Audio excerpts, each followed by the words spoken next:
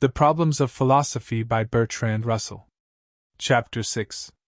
On Induction. In almost all our previous discussions we have been concerned in the attempt to get clear as to our data in the way of knowledge of existence.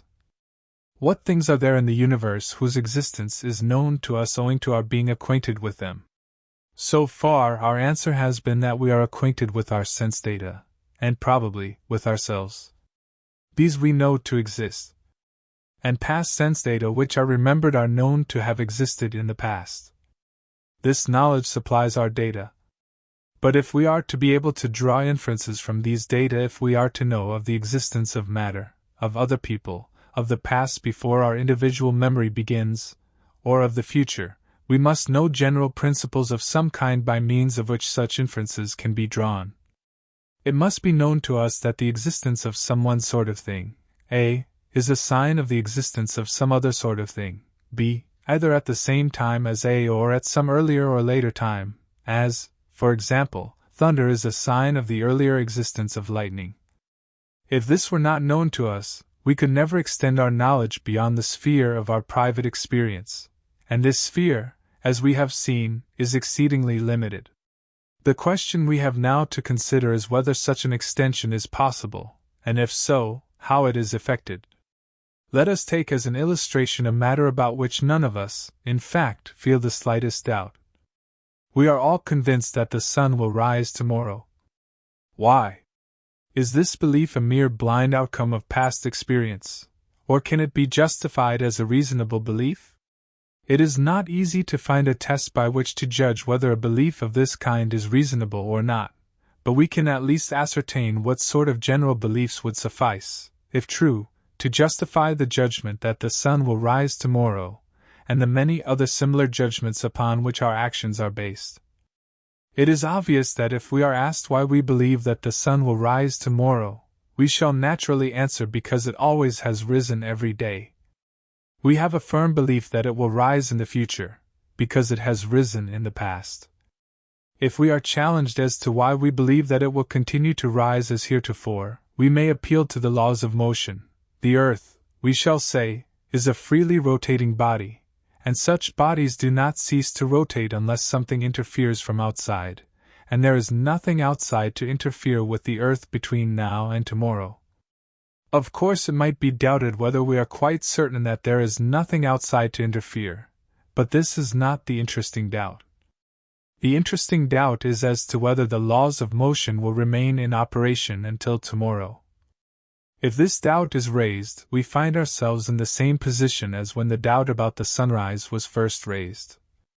The only reason for believing that the laws of motion will remain in operation is that they have operated hitherto, so far as our knowledge of the past enables us to judge. It is true that we have a greater body of evidence from the past in favor of the laws of motion than we have in favor of the sunrise, because the sunrise is merely a particular case of fulfillment of the laws of motion, and there are countless other particular cases. But the real question is, do any number of cases of a law being fulfilled in the past afford evidence that it will be fulfilled in the future?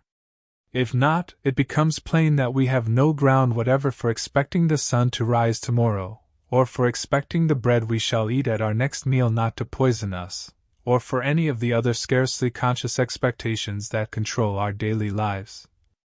It is to be observed that all such expectations are only probable. Thus we have not to seek for a proof that they must be fulfilled, but only for some reason in favor of the view that they are likely to be fulfilled. Now, in dealing with this question we must, to begin with, make an important distinction, without which we should soon become involved in hopeless confusions. Experience has shown us that, hitherto, the frequent repetition of some uniform succession or coexistence has been a cause of our expecting the same succession or coexistence on the next occasion. Food that has a certain appearance generally has a certain taste, and it is a severe shock to our expectations when the familiar appearance is found to be associated with an unusual taste. Things which we see become associated, by habit, with certain tactile sensations which we expect if we touch them. One of the horrors of a ghost, in many ghost stories, is that it fails to give us any sensations of touch. Uneducated people who go abroad for the first time are so surprised as to be incredulous when they find their native language not understood. And this kind of association is not confined to men. In animals also it is very strong. A horse which has been often driven along a certain road resists the attempt to drive him in a different direction. Domestic animals expect food when they see the person who usually feeds them.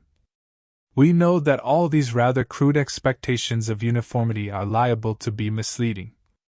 The man who has fed the chicken every day throughout its life at last wrings its neck instead, showing that more refined views as to the uniformity of nature would have been useful to the chicken. But in spite of the misleadingness of such expectations, they nevertheless exist. The mere fact that something has happened a certain number of times causes animals and men to expect that it will happen again. Thus our instincts certainly cause us to believe that the sun will rise tomorrow, but we may be in no better a position than the chicken which unexpectedly has its neck wrung. We have therefore to distinguish the fact that past uniformities cause expectations as to the future, from the question whether there is any reasonable ground for giving weight to such expectations after the question of their validity has been raised. The problem we have to discuss is whether there is any reason for believing in what is called the uniformity of nature. The belief in the uniformity of nature is the belief that everything that has happened or will happen is an instance of some general law to which there are no exceptions. The crude expectations which we have been considering are all subject to exceptions, and therefore liable to disappoint those who entertain them. But science habitually assumes, at least as a working hypothesis, that general rules which have exceptions can be replaced by general rules which have no exceptions. Unsupported bodies in air fall is a general rule to which balloons and aeroplanes are exceptions. But the laws of motion and the law of gravitation, which account for the fact that most bodies fall, also account for the fact that balloons and aeroplanes can rise. Thus the laws of motion and the law of gravitation are not subject to these exceptions.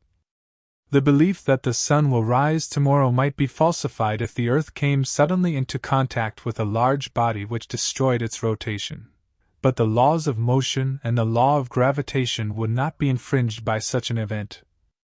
The business of science is to find uniformities, such as the laws of motion and the law of gravitation, to which, so far as our experience extends, there are no exceptions. In this search science has been remarkably successful, and it may be conceded that such uniformities have held hitherto. This brings us back to the question, have we any reason, assuming that they have always held in the past, to suppose that they will hold in the future?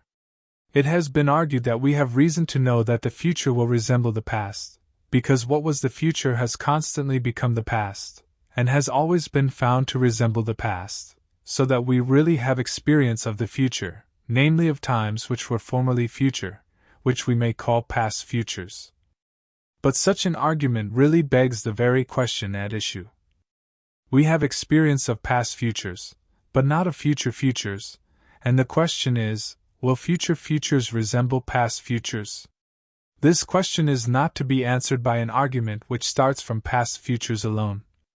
We have therefore still to seek for some principle which shall enable us to know that the future will follow the same laws as the past. The reference to the future in this question is not essential. The same question arises when we apply the laws that work in our experience to past things of which we have no experience, as, for example, in geology, or in theories as to the origin of the solar system. The question we really have to ask is, when two things have been found to be often associated, and no instance is known of the one occurring without the other, does the occurrence of one of the two, in a fresh instance, give any good ground for expecting the other? On our answer to this question must depend the validity of the whole of our expectations as to the future, the whole of the results obtained by induction, and in fact practically all the beliefs upon which our daily life is based. It must be conceded, to begin with, that the fact that two things have been found often together and never apart does not, by itself, suffice to prove demonstratively that they will be found together in the next case we examine. The most we can hope is that the oftener things are found together, the more probable it becomes that they will be found together another time, and that, if they have been found together often enough, the probability will amount almost to certainty. It can never quite reach certainty, because we know that in spite of frequent repetitions there sometimes is a failure at the last, as in the case of the chicken whose neck is wrung. Thus probability is all we ought to seek. It might be urged, as against the view we are advocating, that we know all natural phenomena to be subject to the reign of law, and that sometimes, on the basis of observation, we can see that only one law can possibly fit the facts of the case. Now to this view there are two answers. The first is that, even if some law which has no exceptions applies to our case, we can never, in practice, be sure that we have discovered that law and not one to which there are exceptions. The second is that the reign of law would seem to be itself only probable, and that our belief that it will hold in the future, or in unexamined cases in the past, is itself based upon the very principle we are examining. The principle we are examining may be called the principle of induction, and its two parts may be stated as follows. A. When a thing of a certain sort A has been found to be associated with a thing of a certain other sort B, and has never been found dissociated from a thing of the sort B, the greater the number of cases in which A and B have been associated, the greater is the probability that they will be associated in a fresh case in which one of them is known to be present. B. Under the same circumstances, a sufficient number of cases of association will make the probability of a fresh association nearly a certainty, and will make it approach certainty without limit. As just stated, the principle applies only to the verification of our expectation in a single fresh instance. But we want also to know that there is a probability in favor of the general law that things of the sort A are always associated with things of the sort B, provided a sufficient number of cases of association are known, and no cases of failure of association are known. The probability of the general law is obviously less than the probability of the particular case, since if the general law is true, the particular case must also be true, whereas the particular case may be true without the general law being true. Nevertheless, the probability of the general law is increased by repetitions, just as the probability of the particular case is. We may therefore repeat the two parts of our principle as regards the general law, thus, A. The greater the number of cases in which a thing of the sort A has been found associated with a thing of the sort B, the more probable it is, if no cases of failure of association are known, that A is always associated with B. B. Under the same circumstances, a sufficient number of cases of the association of A with B will make it nearly certain that A is always associated with B, and will make this general law approach certainty without limit. It should be noted that probability is always relative to certain data. In our case, the data are merely the known cases of coexistence of A and B. There may be other data, which might be taken into account, which would gravely alter the probability.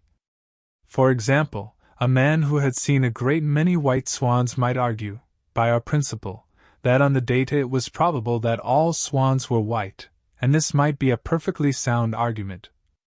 The argument is not disproved by the fact that some swans are black, because a thing may very well happen in spite of the fact that some data render it improbable.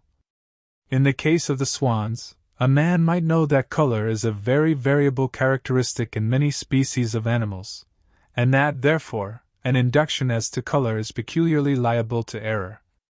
But this knowledge would be a fresh datum, by no means proving that the probability relatively to our previous data had been wrongly estimated.